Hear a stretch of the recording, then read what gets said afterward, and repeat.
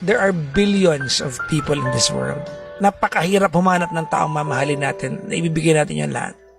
But it's more difficult to find someone who is willing to give up and drop everything down just to be with us. Ang hirap humanap ng taong ganyan. Yung kayang ibigay ang lahat sa atin para lang mapasaya tayo.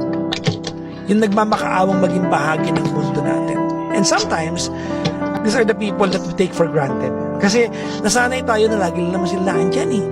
But the easiest people to take for granted are the people who are always available. And the only time that we realize the value of these people ay pag wala na siya.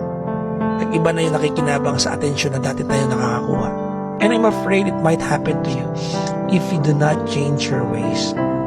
And you are 40 years old. Truth be told, you do not have the luxury of time.